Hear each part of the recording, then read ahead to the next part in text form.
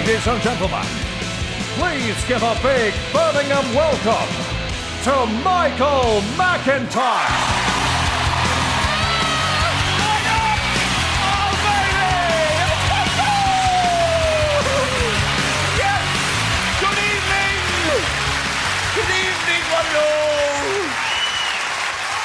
Good evening. Oh, the love. Right. Welcome, ladies and gentlemen, to my Comedy Roadshow!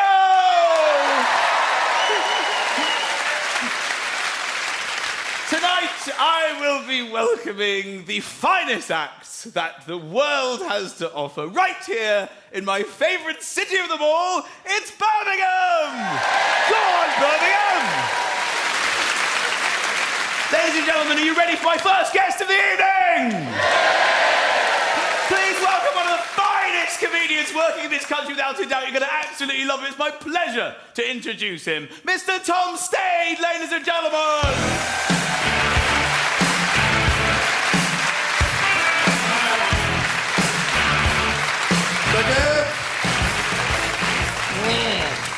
All right. Well, good evening. Good to be here. I'd like to start off by saying that I have been living here in the UK for a little while in a little town called Wolverhampton. Thank you very much. It is pretty beautiful. I remember driving into Wolverhampton for the first time, and I saw everybody in their tracksuits. And I thought, God damn, this place is really healthy. Ladies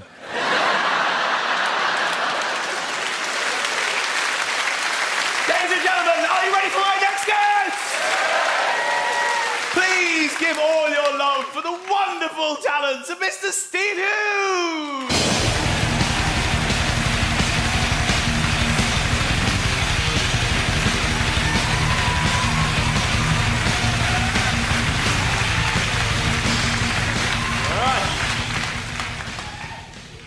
Thank you.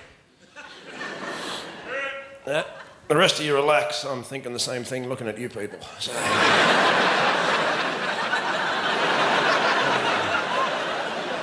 You freaks. And don't worry, there's no need to buy a big issue off me. So you can relax. Which, by the way, I hope you're decent enough people to do buy the big issue. At least, you know, give some money to homeless people. I hope you're not those people that go, no, no. I only give my money to registered charities. That way, I know where my money's going. No, you don't. You're not morally superior. You're just gullible and conformist. I know exactly where my money's going, to this bloke with 3 socks and no shoes. And now it's going to the off-licence. Well, it's perfectly acceptable as far as I'm concerned. Well, that's their big moral high ground a lot of the time, you know. You don't give these people money. No. They'll just spend it on drink and drugs. Well, what do you think I was going to spend it on? Ladies and gentlemen, are you ready for my next guest?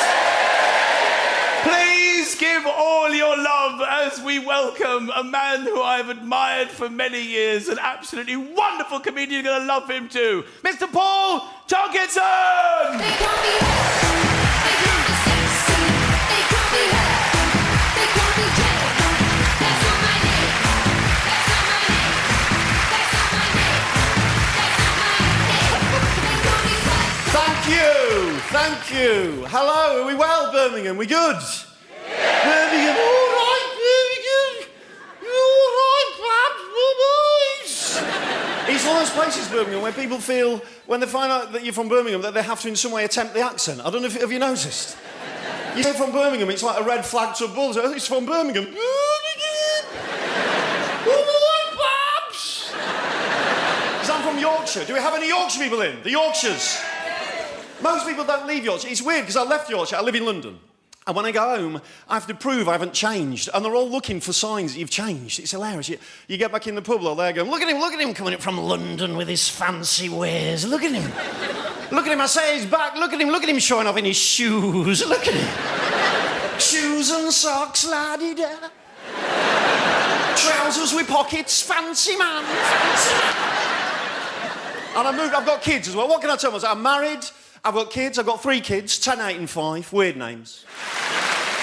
Ladies and gentlemen, are you ready for our final headlining act?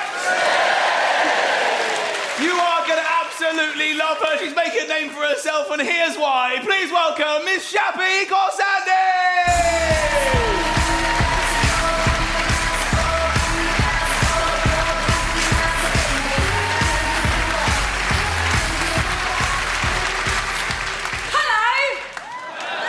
So I'm Shappy, and I am a female Iranian stand-up comedian. The other comics backstage, they call me the box ticker.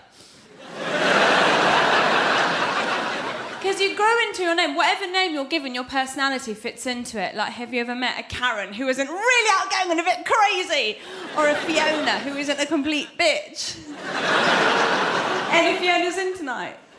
No, they're all out eating babies. I tell you what, if you ever want to have a real laugh, travel to America with an Iranian passport. If you haven't got one, I'll give you one of mine. I've got loads. I was checking in at Los Angeles airport, and at first they were lovely. They were like, oh my God, I love her accent.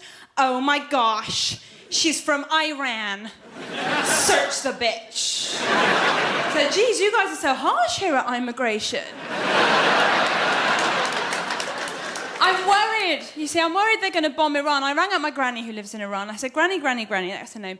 They say they're going to bomb you next. How do you feel about that? I didn't just blurt that out, obviously. I prefaced it with other little bits of chit-chat. You know, how are the cousins? They're all dead.